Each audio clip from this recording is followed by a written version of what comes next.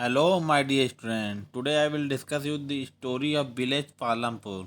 In this village, you know that the farming is the main sector, main object. Second is the production, and third is the other activity like dairy, dairy farming, and some other common activity like transportation in this village.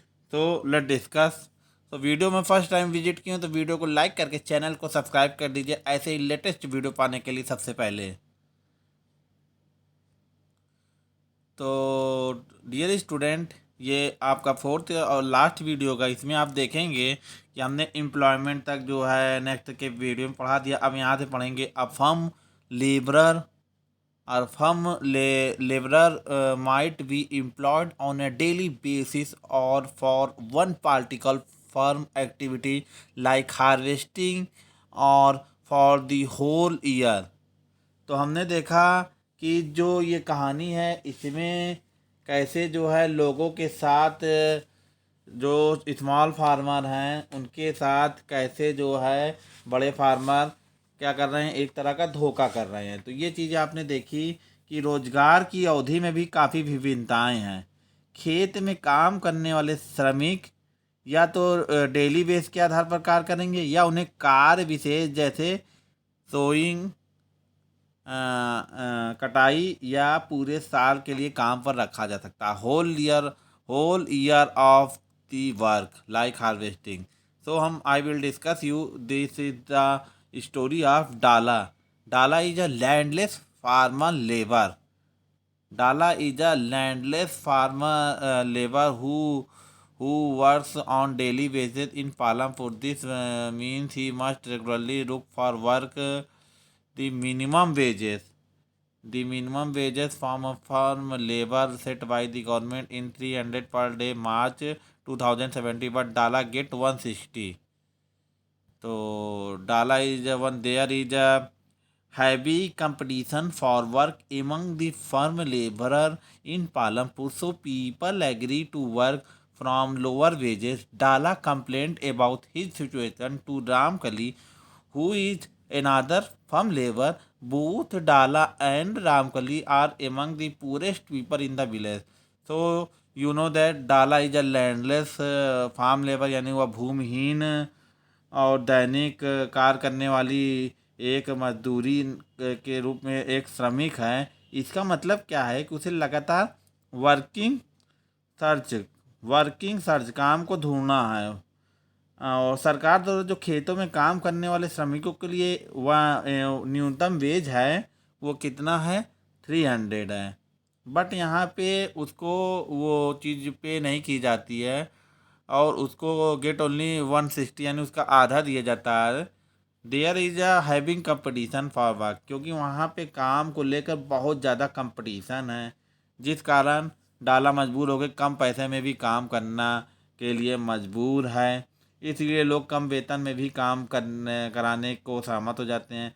डाला अपनी स्थिति के बारे में रामकली से शिकायत करती है और ये रामकली भी है ऐसे ही खेतिहर हैं जिनके पास गांव में कोई ज़मीन नहीं है, यानी ये लैंडलेस लोग हैं। तो नेक्स्ट देख लेते हैं।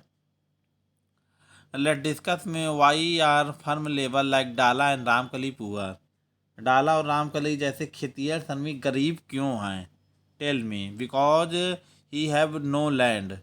ही was poorest labour in the Palampur. Next देखिएगा।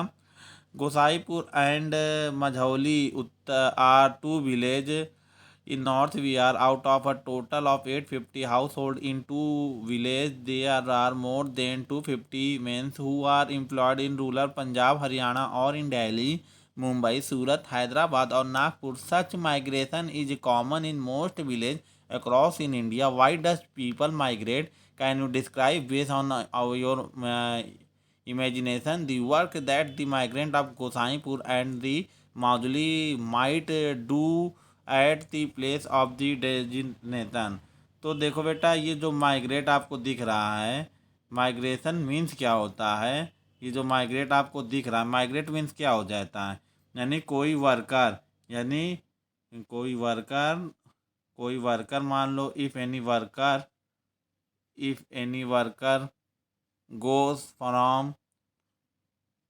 from one place to another place for searching job is called migrate, यानी प्रवास करना। अपने देश से दूसरे देश या अपने प्रदेश से दूसरे प्रदेश को जाना, सर्चिंग फॉर वर्क, काम के सिलसिले में, दैट कॉल्ड माइग्रेशन। तो ऐसे ही चीज़ें थी कि गोसाईपुर और मझौली उत्तर बिहार के दो गांव हैं। दोनों गांव में इतने कुल मिला के जो है 850 पीपल लोग रहते हैं, जिसमें से 250 जो मैन है वो काम के सिलसिले में गांव पंजाब के ग्रामीण इलाकों में, हरियाणा में, दिल्ली में, मुंबई में, सूरत, हैदराबाद, नागपुर में जाते हैं।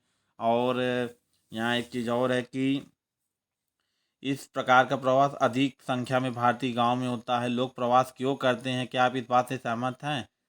अपनी कल्पना के आधार पर कह सकते हैं कि गोसाईपुर और मझौली के प्रवासी अपने कर्तव्यों पर किस तरह कार्य करते हैं।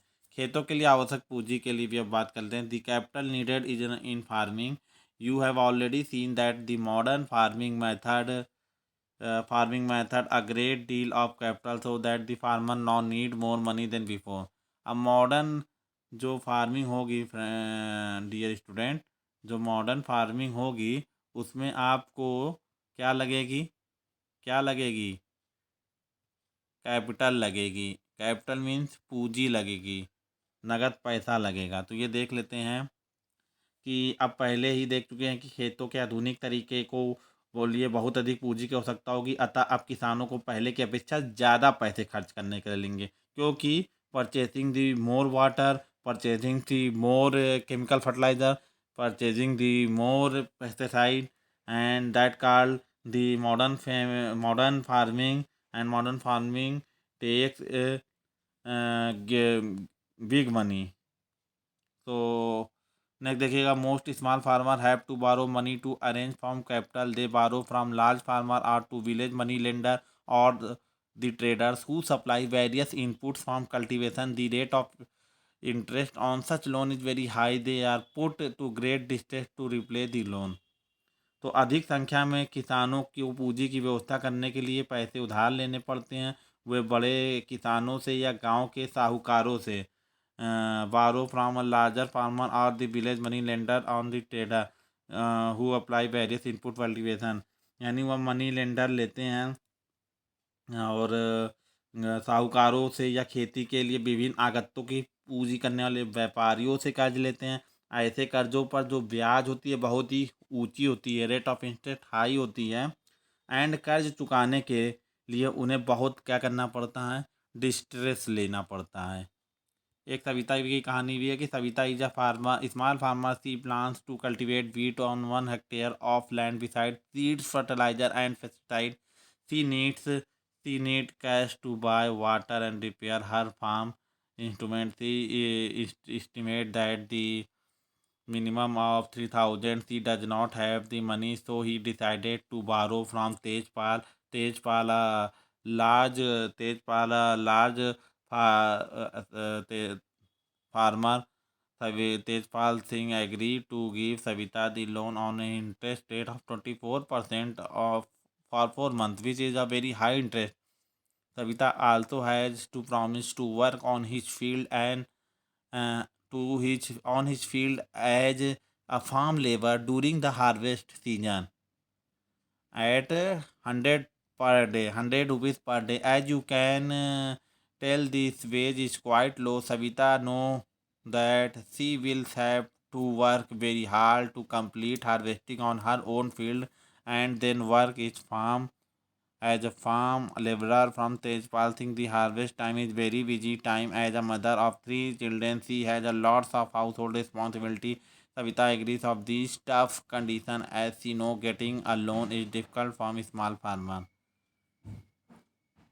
तो तो बच्चों आप लोग यहाँ एक स्टोरी देखेंगे, सविता की कहानी। सविता भी एक छोटी किसान है। वह अपनी 1 हेक्टेयर ज़मीन पर गेहूँ पैदा करने की योजना बनाती है। और गेहूँ पैदा करने के लिए वैसे किस चीज़ की आवश्यकता पड़ेगी? बीज की आवश्यकता पड़ेगी और कीटनाशक के अतिरिक्त उसे पानी खरीदने के लिए और खेतों में औजार की भी ज़रूरत पड़ती है। जिसके लिए नकद पैसे की हार्ड कैश की ज़रूरत पड़ेगी। उसका अनुमान है कि यह जो वर्किंग कैपिटल के रूप में उसे 3,000 रुपये तक की आवश्यकता होगी। और उसको पैसे कहाँ मिलेंगे? उसके पास पैसे नहीं है, इसलिए वह एक बड़े किसान जिसका नाम क्या है, तेजपाल, तेजपाल से कर्ज लेने का निर्णय लेती है। तेजपाल सिंह सविता को 24% की दर से 4 महीने के लिए कर्ज देने को तैयार हो जाता है, यानी जो ब्याज की एक बहुत ऊंची दर है। सविता को यह भी वचन देना पड़ता है कि वह कटाई के मौसम में उसके खेतों में श्रमिक के रूप में कितने रुपए पर डे काम करेगी बेटा? तो 100 रुपया, 100 रुपया पर डे पे काम करेगी। एज यू कैन टेल, आप भी कह सकते हैं कि यह मजदूरी क्या है, बहुत ही लेस है। बट सविता जानती है, सविता नो दैट उसे अपने खेतों की कटाई पूरी करने में बहुत मेहनत करनी पड़ेगी और उसके बाद तेजपाल के खेतों में श्रमिक की तरह काम करना होगा। कटाई का समय बहुत व्यस्त होता है। 3 बच्चों की माँ है, माँ के रूप में उस पर घर के कामों की बहुत बड़ी जिम्मेदारी है। सविता इन कठोर शर्तों को मानने के लिए तैयार हो जाती क्योंकि उसे मालूम है कि छोटे किसानों को कर्ज मिलना बहुत कठिन है।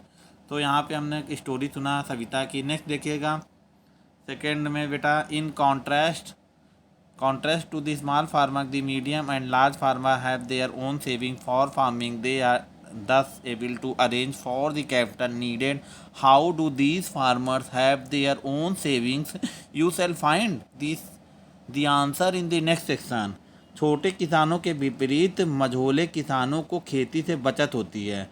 इस तरह वे आवश्यक पूंजी की व्यवस्था कर लेते हैं। इन किसानों को बचत कैसे होती है, आप इसका उत्तर अगले भाग में देखेंगे। अब तक की कहानी में देखिएगा। Let discuss the story so far. We have read about the 3 factor of production. क्या क्या है? Land, labour and capital, and how they are used in farming. Let us fill in the blank given below. Among the 3 factors of production, we found that labor is the most abundant factor of production. There are many people who are willing to work as farm labor in the village, whereas the opportunities of work are limited. They belong to either landless family or। तो बेटा यहाँ पे देखो कि उत्पादन के 3 कारक, श्रम हो गया, लेबर, उत्पादन हो गया। उत्पादन का सर्वाधिक प्रचुर मात्रा में उपलब्ध कारक है। ऐसे अनेक कारक जो गांव में खेतिहर मजदूर के रूप में काम करने को तैयार हैं, जबकि काम के अवसर सीमित हैं। वे या तो भूमिहीन परिवारों से हैं, या बहुत ही कम मजदूरी मिलती है और वे अपना जीवन कठिन बिताते हैं। तो नेक्स्ट देख लीजिएगा बेटा। नेक्स्ट देखिएगा। नेक्स्ट देखिएगा sales of surplus farm product. Surplus क्या होता है बेटा? Do you know that surplus? Surplus means होता है आपका जो सेविंग होता है। सपोज दैट आपने वीट 300 kg वीट हुआ, तो आपके जो डिमांड है, आपके घर की जो नीड्स है, वो आपकी 200 kg है। तो ये 100 kg आपके पास सरप्लस यानी एक्स्ट्रा बन गया। तो आप इस एक्स्ट्रा वीट या गेहूं या राइस जो भी क्रॉप है आपके पास, इसको आप मार्केट में सेल करेंगे, जिससे आपको एक्स्ट्रा इनकम जनरेट होगी। दैट कॉल सरप्लस, यानी आपका जो नीड है, उस नीड को पूरा करने के बाद जो चीज़ें बच जाती है उसको आप मार्केट में सेल कर देते हैं। That called surplus. Let us suppose that the farmer have produce wheat on their land using the 3 factor of production. The wheat is harvested and production is completed. What does the farmer do with the wheat? They retain a part of the wheat for family consumption and sell the surplus wheat. Small farmer like Savita and Govind sons have little surplus wheat because their total production is small. From this is a sustainable share is kept for their own family needs. So it is medium and the large farmer who supply to the wheat to the market. In the picture 1.10 you can see the bullock cart steaming into the market, each carrying loaded of wheat. The trader at the market buy the wheat and sell it the further to shopkeeper in their towns and cities. तो बेटा कि किसानों ने उत्पादन के जो 3 कारकों का प्रयोग कर अपनी भूमि में जो गेहूं पैदा किया, गेहूं की कटाई की जाती है और उत्पादन पूर्ण हो जाता है। किसान गेहूं का क्या करते हैं? वे परिवार के उपभोग के लिए कुछ गेहूं रख लेंगे और अधिशेष यानी सरप्लस गेहूं को क्या कर देंगे, सेल कर देंगे मार्केट में। आपने देखा होगा कि सविता और गोविंद के बेटों जैसे छोटे किसानों के पास बहुत कम जो है सरप्लस बचता है, बिकॉज उनका जो प्रोडक्शन है लेस है, एंड इससे ज़्यादा जो उनकी नीड्स ज़्यादा है। इसमें वे अपना बड़ा भाग परिवार की नीड्स को पूरा करने में लगा देते हैं। जबकि अगर हम बात करें मीडियम और बिग फार्मर की, तो वे बाज़ार में वीट की पूर्ति करते हैं। फिगर में आपने देखा था कि आप ट्रांसपोर्टेशन में जब पालमपुर की स्टोरी देख रहे थे तो बेटा ये देखिए, ये ट्रांसपोर्टेशन का कार्य हो रहा है कि कैसे बुलॉक्स एंड ट्रैक्टर में खाद्यान्न जा रहा है। तो यही चीज़ है कि आपने देखा कि गेहूं से लदी बाज़ार में जाती बैलगाड़ी, बाज़ार में व्यापारी गेहूं खरीद कर उसको आगे कस्बों और शहरों के दुकानदारों में बेच देते हैं। तो ये चीज़ें आप लोग ने देखी। नेक्स्ट देखिएगा, Tejpal the larger farmer has a surplus of 350 quintal of wheats from all his land. He sells the surplus wheat at the Raiganj market and has good earning. What does this Tejpal Singh do with his earning? Last year, Tejpal Singh had put most of the money in his bank account. Later, he used the saving for lending to farmers like Savita who were in need of a loan. He also used the saving to arrange for the working capital for farming in the next season. This year, Tejpal Singh plans to use his earning to buy another tractor. Another tractor would increase his fixed capital. Like Tejpal Singh, other larger and medium farmers sell the surplus farmer products. A part of the earning is saved and kept for buying capital for the next season. Thus, they are able to arrange for the capital and farming for their own saving. Some farmer might also use the saving to buy cattle, trucks, or to set up shops as we sell.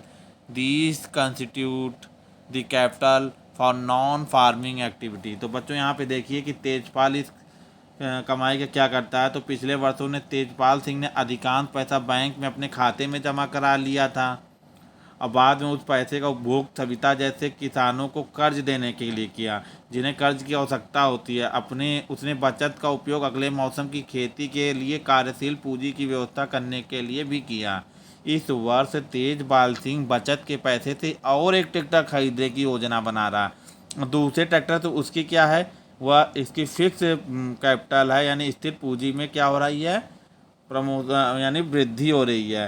Tejpal Singh की बात ही, दूसरे बड़े और मझोले किसान भी खेतों के जो सरप्लस हैं किसी उत्पादों को बेच देते हैं। कमाई का एक भाग अगले मौसम के लिए पूंजी की व्यवस्था के लिए बचा कर रखते हैं।